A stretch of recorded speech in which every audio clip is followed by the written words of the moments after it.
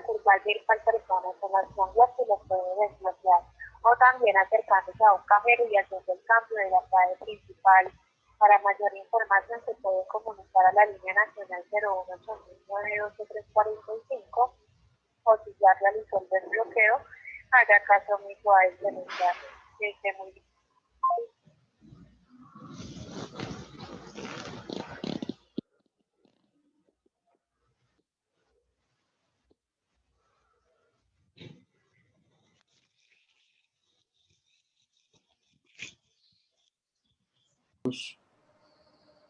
Es bueno. Listo, sigamos pues. Entonces, miremos las obras de la fe de esa época. Religión monástica y religión popular, omnipotencia y humanidad de Dios. La religión medieval toma muchos rasgos de la sociedad feudal y rural. Ténganlo presente. Otra influencia del contexto. Dios aparece en la cima de la jerarquía feudal como el Señor Supremo de quien todos los señores terrenos no son más que vasallos y siervos. Este Señor omnipotente es amado, pero sobre todo es temido. Es el dispensador de los terrores y de las alegrías, de la vida y de la muerte. Los éxitos y los fracasos, las hambres y las epidemias son atribuidos a la providencia. Sin embargo, los movimientos evangélicos van a insistir cada vez más en la humanidad de Dios en Jesús. Las peregrinaciones a Tierra Santa y la corriente franciscana dan testimonio de ello. El cristiano ideal, entonces, se pone como a un monje. En una época en que los clérigos son los únicos que pueden expresarse por escrito, el cristiano feudal, perdón, ideal es el monje.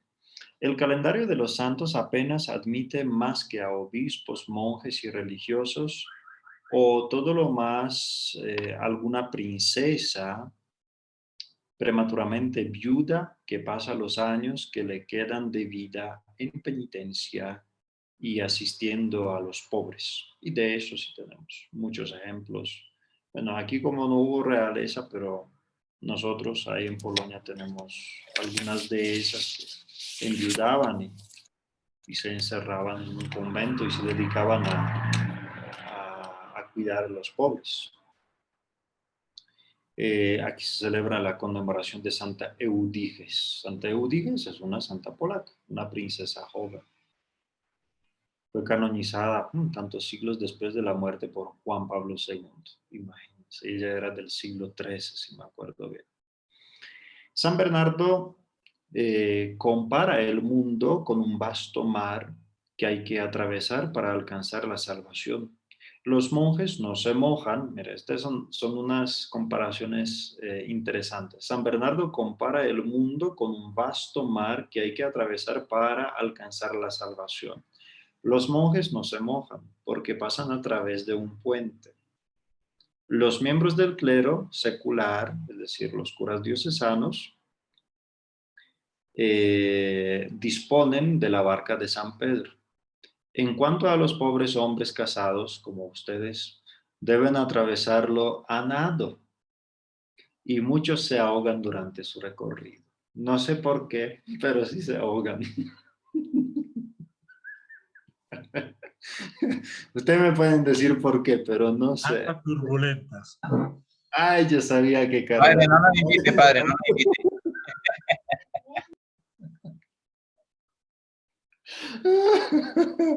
Bueno, entonces toca echarle como algo, no sé, para que se salven.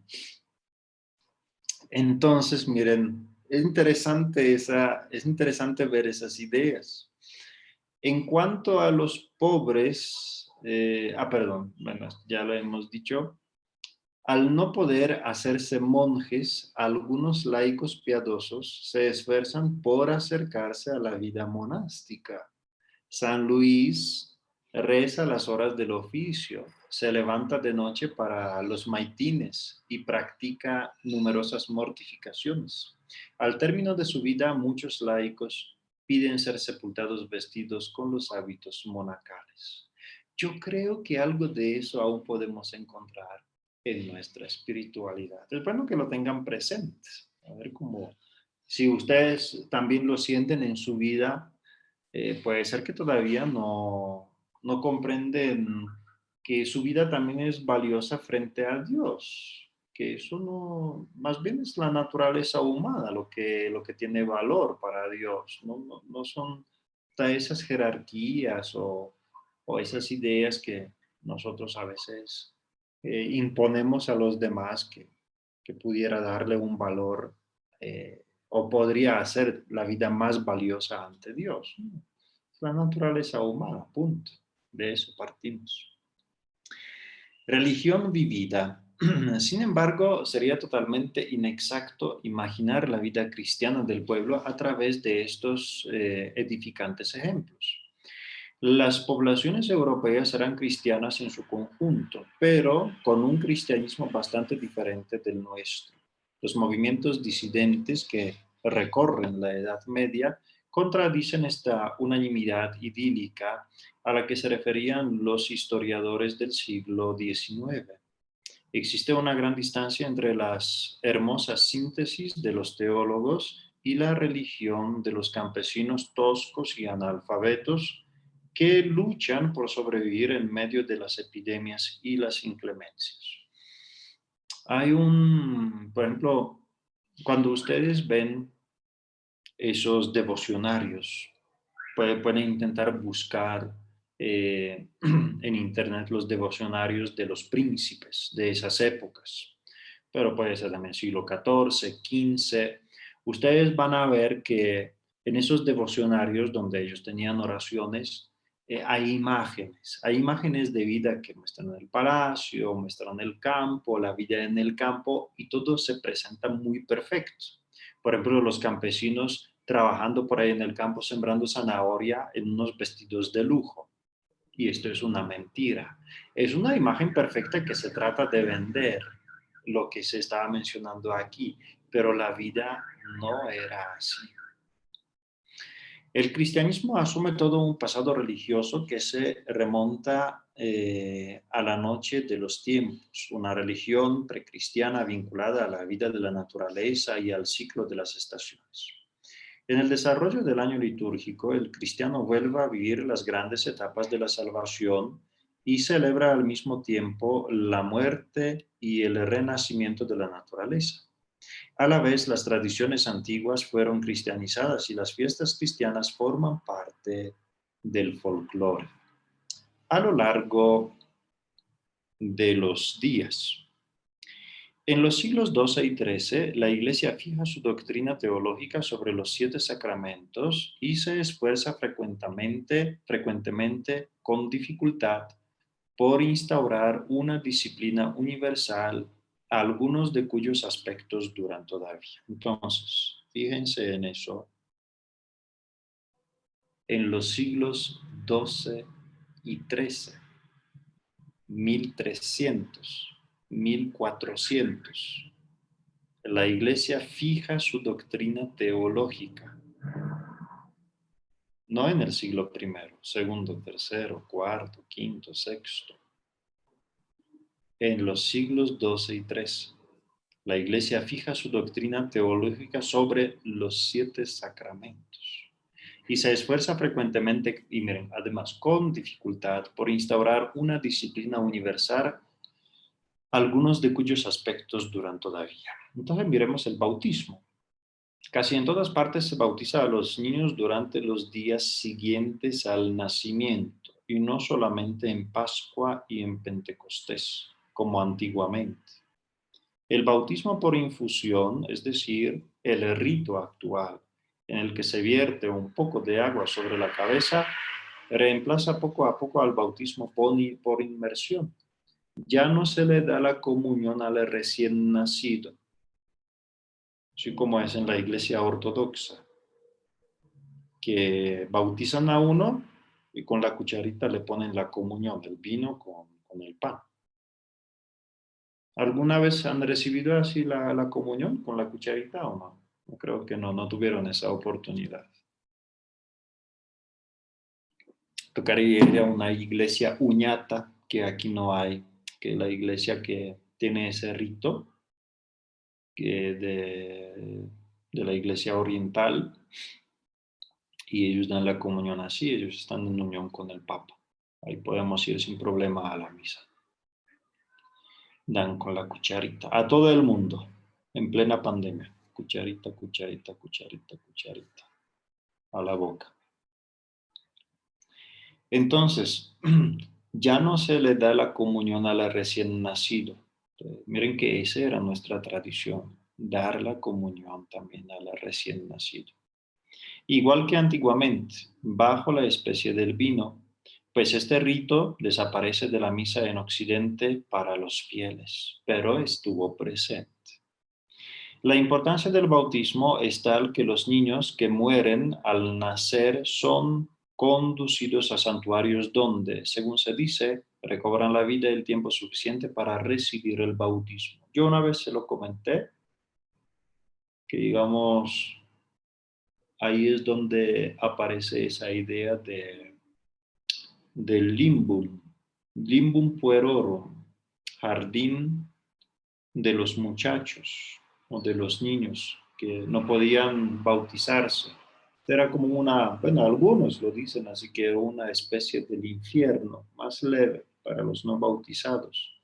Por eso había tanto terror en la gente y por eso esta costumbre de llevar a los niños que nacieron muertos o nacieron y apenas nacieron murieron a los santuarios. Especialmente los llevaban a los santuarios marianos, los ponían sobre un altar.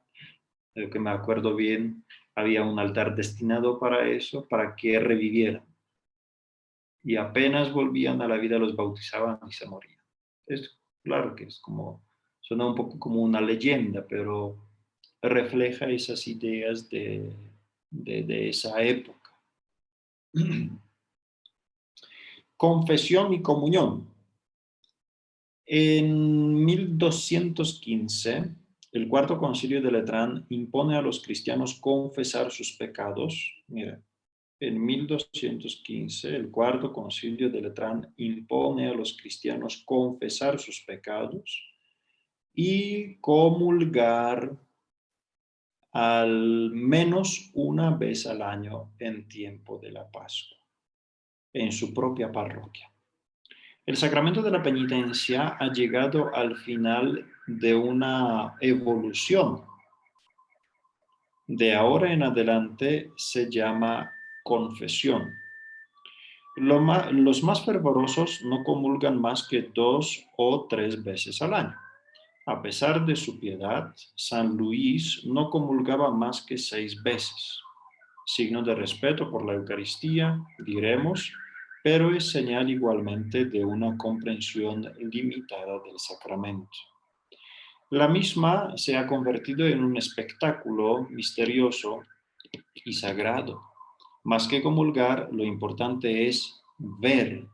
De ahí el lugar desmedido que adquiere la elevación, la exposición del Santísimo Sacramento y la fiesta del Corpus, instituida en el siglo XIII.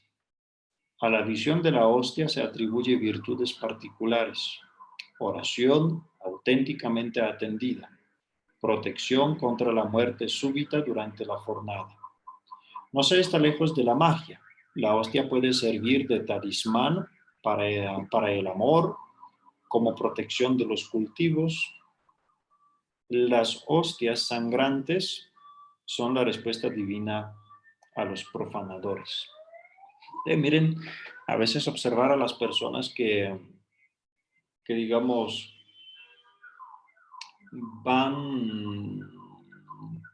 hacen la adoración, y es bueno preguntar de vez en cuando, ¿y por qué solamente frente a la hostia que se puede ver? Y no puede ser frente a un sagrario que está cerrado, o desde la banca. ¿Por qué tiene que ver? Yo creo que algunos de esos elementos pudiéramos nosotros también observar en nuestra espiritualidad, porque puede ser que la gente considere que es una oración que se atiende inmediatamente frente a la hostia, frente a lo que se puede ver. Entonces ya eso va cogiendo un poquito de esas características de magia. A lo largo de la primera Edad Media, la teología del matrimonio no estaba muy clara. Se dudaba entre la parte que correspondía a las costumbres y la que afectaba a la Iglesia.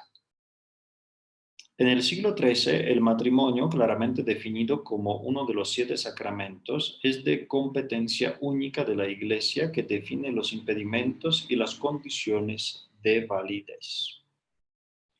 El consentimiento libre es lo que constituye lo esencial del matrimonio. Los textos litúrgicos, frecuentemente muy hermosos, pueden variar según las regiones, pero dichos en latín, la mayor parte de las veces resultan incomprensibles para los esposos. Lo esencial era pasar por la iglesia para después poder festejar alegremente el acontecimiento. Entonces, miren la importancia de comprender también las cosas. Y transición y educación de la fe. No existe catequesis propiamente hablando. Es la comunidad la que por ósmosis transmite la fe. Se convierte en un deber para los padres, los padrinos y las madrinas enseñar a los niños el Padre Nuestro y los mandamientos de Dios. La cifra 7 sirve de regla mnemotécnica para la educación religiosa. 7 pecados capitales, 7 virtudes cardinales, 7 dones del Espíritu Santo, 7 peticiones del Padre Nuestro, 7 sacramentos, 7 dolores de la Virgen, 7 palabras, aunque yo creo que esto es un poquito más posterior. Los que aprenden a leer lo hacen en el Salterio. El sermón de los domingos y de las fiestas constituye la educación de los pequeños y de los mayores. El siglo XIII contempla un esfuerzo importante en la predicación. Los predicadores se hacen más accesibles y utilizan fácilmente la lengua del pueblo. Se puede ver en ello la influencia de las órdenes mendicantes. Los discípulos de Santo Domingo toman el nombre de predicadores. Los herejes habían sabido encontrar palabras sencillas. Es preciso responderles de forma adecuada. El púlpito en medio de los fieles, en la nave, reemplaza al ambón cerca del altar. Hoy la sonorización nos ha permitido volver al ambón. Algunas iglesias tienen púlpitos exteriores para los días de gran afluencia. Santo Domingo tuvo que predicar cerca de molinos. Los predicadores ofrecen muchos ejemplos tomados de la vida corriente. Los oyentes manifiestan su opinión, preguntan, aplauden o contradicen durante el sermón. El predicador interpela al que se duerme o al que abandona la iglesia al comienzo de la predicación. Entonces, lo pueden hacer si quieren. Vamos a ver las reacciones de la gente.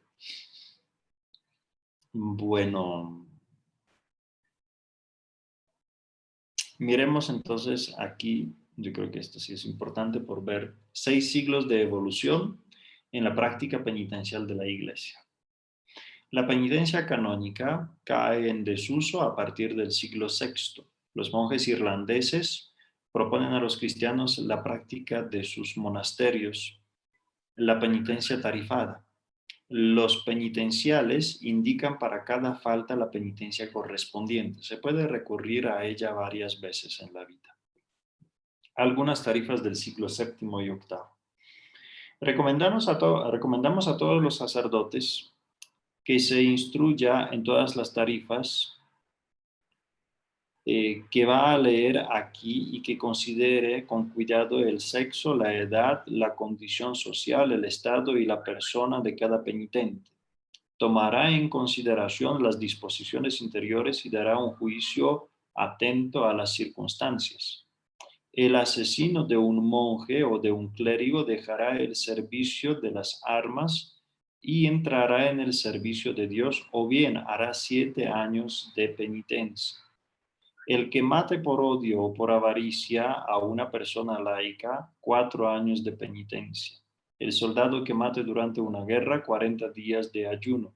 La madre que mata al niño que lleva en su seno antes de los 40 días que siguen a la concepción, ayunará 1 año.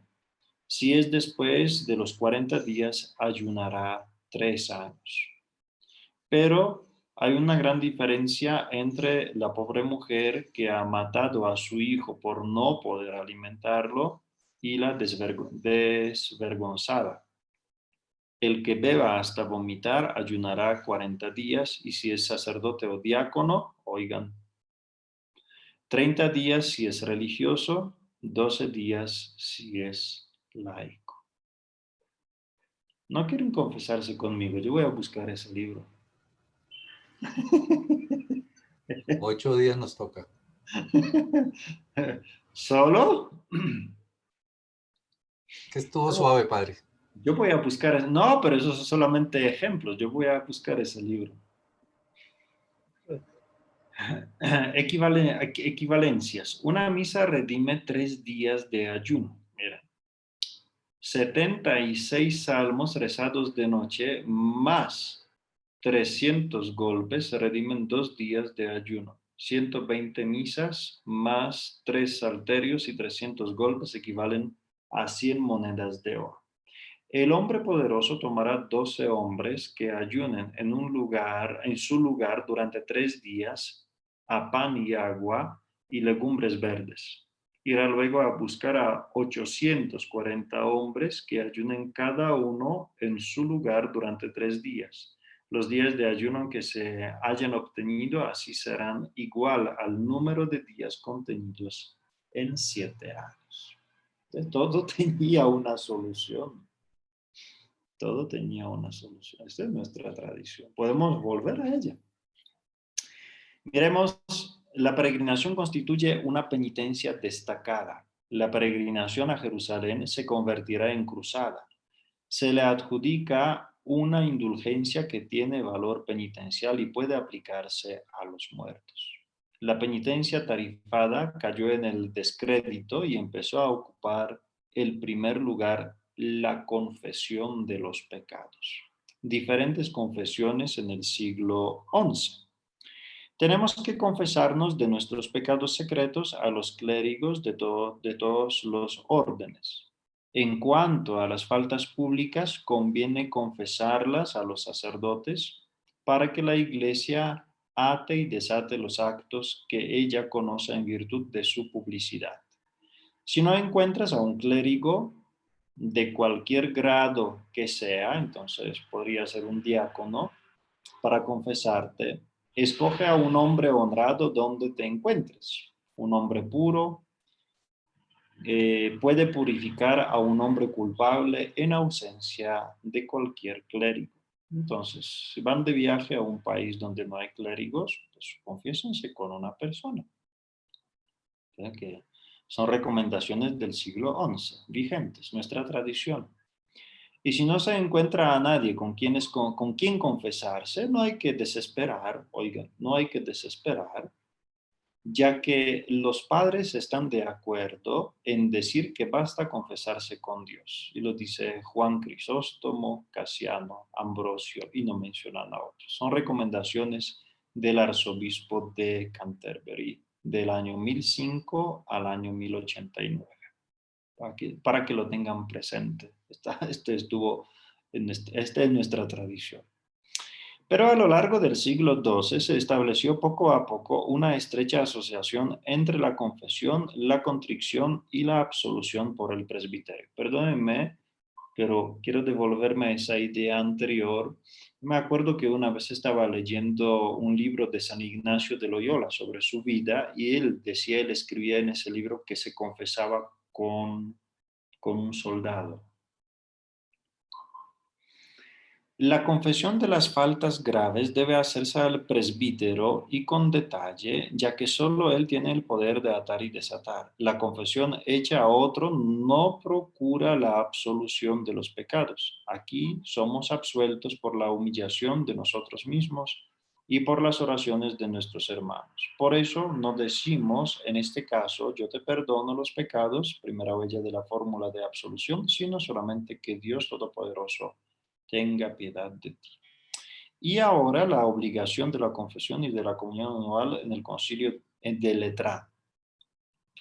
Todo fiel de uno y otro sexo, llegado a la edad de discreción, tiene que confesar totalmente todos sus pecados, al menos una vez al año, a su propio párroco, cumplir con cuidado en la medida de sus medios la penitencia que se le imponga y recibir con respeto, al menos en la Pascua, el sacramento de la Eucaristía, excepto en el caso de que con el consejo del párroco creyera que tiene que abstenerse momentáneamente de recibir. Si no lo hace, que se le prohíba la entrada en la iglesia si está vivo y que se le prive de la sepultura eclesiástica si está muerto. Para que sepa. Pero entonces aquí no había como secretos de confesión todavía, ¿cierto? No estaba tan claro porque si se confesaba y le decía que sí, que no, y que después de confesarse la respuesta era no, y lo excluían, esto es como una revelación del secreto. No directa, pero sí es la revelación del secreto. Bueno, lo sagrado y lo profano. Lo que caracteriza a la Edad Media es la omnipresencia de una religión que pertenece a la vida pública. La mezcla entre lo profano y lo sagrado. La vida cotidiana entra plenamente en los lugares y los tiempos religiosos. La religión no conoce nuestras parcelaciones de hoy. La iglesia, casa del pueblo. Iglesias y catedrales son lugares públicos cuyo uso supera ampliamente el culto. Sirven de refugio durante las guerras, a veces con muebles y ganado. Una parte de la gente casi está alojada en el lugar sagrado. En ausencia de sillas y bancos, los fieles se sientan sobre paja en invierno, sobre hierba fresca en verano. Aunque en principio la misa dominical es una obligación, la participación frecuentemente es de mediocre calidad. Algunos esperan en la taberna para entrar solo en el momento de la elevación. Otros abandonan la iglesia inmediatamente después de esta elevación. Se charla, se sale durante el sermón, se conciernan citas galantes. Miren que entonces no estamos lejos de esa situación porque si se parece. Algunos, una vez yo escuché, algunos sacerdotes decían que ahí donde había desastres naturales, estaban cuestionando, decían que si no se debería abrir las iglesias para que la gente pudiera refugiarse en ellas, quedarse por lo menos un tiempo mientras la situación se estabilizaba un poco. Es como un ejemplo que encontramos en la antigüedad de este tipo de pensamiento, que puede ser también válido, ¿no? Yo no quiero decir que no sea válido. Liturgia y fiestas populares. El desarrollo del año litúrgico nos sorprende por esa mezcla de ritos propiamente religiosos, según nuestra opinión actual, y costumbres de origen y significado oscuros cuya variedad es enorme, según las regiones de la cristiandad. Se conserva la antorcha de Navidad, se volverá a encenderse en los días de tormenta. En el Día de los Santos Inocentes, 28 de diciembre, los niños toman el poder en la iglesia. Se invierte el orden y esto da lugar a muchas bufonadas. La fiesta de los locos suele celebrarse el 1 de enero. Se baila en el atrio de la iglesia, se juega a las cartas en su interior. Se elige un obispo y un papa de los locos. Diáconos y subdiáconos comen salchichas y pasteles en el altar. Periódicamente los obispos prohíben la fiesta, que se mantiene todavía durante mucho tiempo.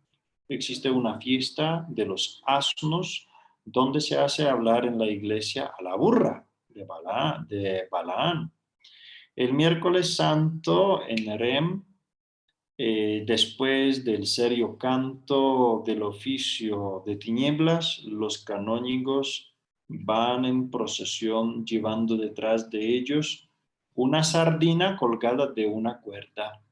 Cada uno de ellos debe proteger su sardina del canónigo que le sigue, que trata de ponerle el pie encima.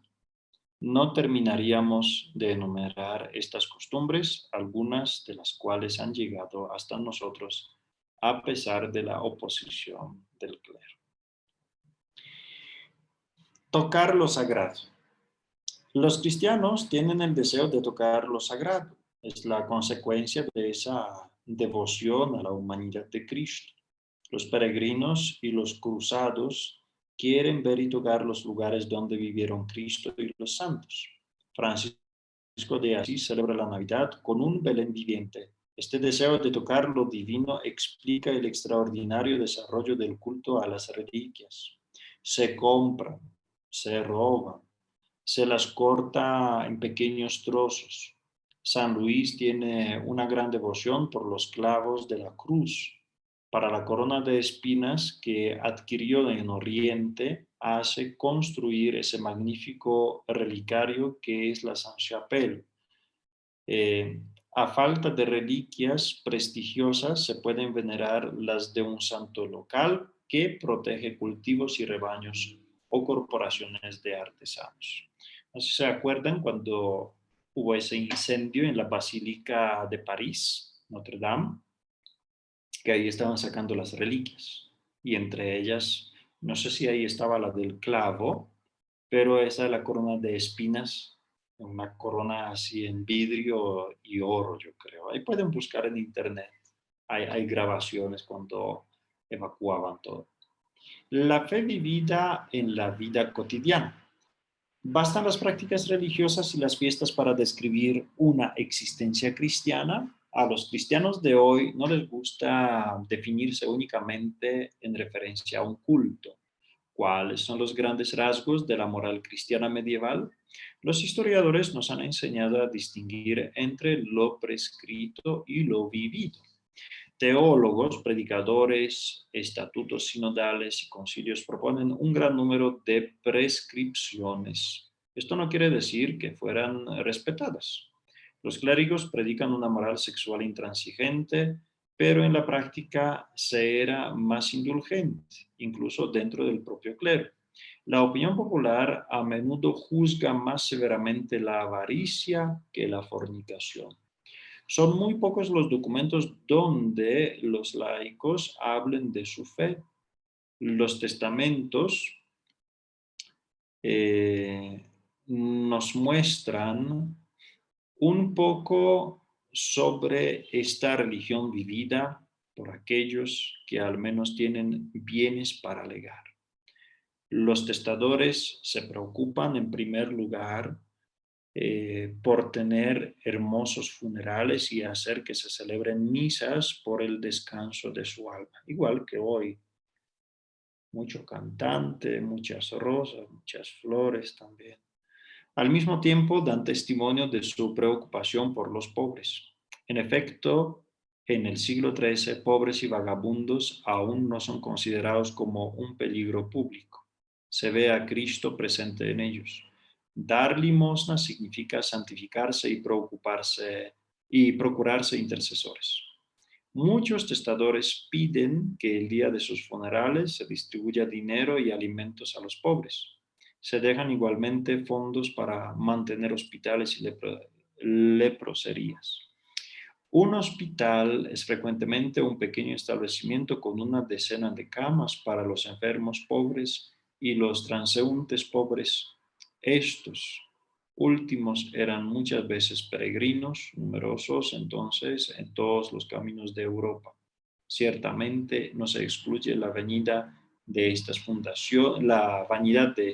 fundaciones que perpetuarán el recuerdo del difunto. Yo creo que aquí hubo algo importante sobre los descubrimientos de reliquias Raúl Claver, el clavo o el imberbe, monje inestable, en sus historias es uno de los monjes testigos de su tiempo. Cuando el mundo entero, como hemos dicho, quedó adornado con la blancura de nuevas iglesias, llegó un momento, el año 8º, tras el primer milenio de la encarnación del Salvador, en que varias señales hicieron descubrir en los lugares donde habían estado ocultas durante mucho tiempo numerosas reliquias de santos, como si hubieran estado aguardando el momento de alguna gloriosa resurrección a una señal de Dios. Fueron entregadas a la contemplación de los fieles y derramaron en los corazones un poderoso aliento. Es sabido que estos descubrimientos empezaron primero en una ciudad de las Galias, en Sens, en la iglesia del bienaventurado mártir Esteban. El arzobispo de la ciudad era entonces Lieri, que descubrió ahí, cosa extraña, ciertos objetos del antiguo culto. Se dice que entre otros hallazgos tocó un trozo del bastón de Moisés. Ante el rumor de estos descubrimientos acudieron innumerables fieles, no solo de la Galilea, sino incluso de casi toda Italia y de regiones de ultramar. No fue raro ver a los enfermos volver curados por intercesión de los santos, pero por un fenómeno demasiado frecuente, si algo comienza por ser útil a los hombres, generalmente su ambición lo transforma en ocasión de caída. Aquella ciudad a donde, como decíamos, acudían todos en tropel, reunió gracias a su piedad inmensas riquezas y sus habitantes obtuvieron de tan gran beneficio una excesiva insolencia.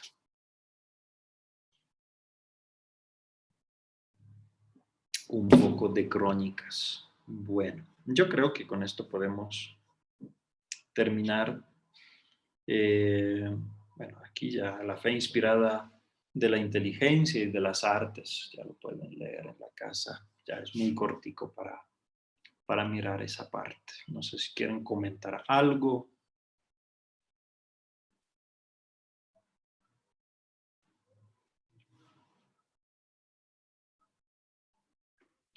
El papa que sucedió a Celestino V fue Bonifacio VIII, padre. Listo.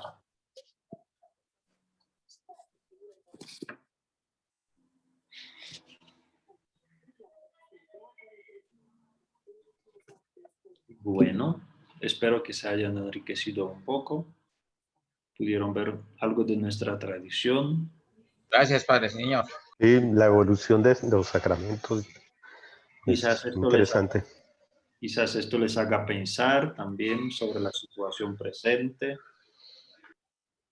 Quizás, bueno, hablando de la evolución, uno pueda pensar que si las cosas pueden seguir realmente evolucionando, porque vemos que eso periódicamente está cambiando también, que no necesariamente llegamos también a las formas absolutas. Listo. Cuidaos, pues. Bendiciones. Gracias, Padre. Padre. Fin de Padre, semana. igualmente. Dios bendiga. Gracias, Padre. No, gracias. Buen día para todos. Gracias, Héctor, por dejarnos despedir. Chao. Gracias, Bueno, Héctor, gracias muy a todos. querido. Padre, muchas gracias. Nunca cambie, Héctor. Gracias por la pequeña bula papal.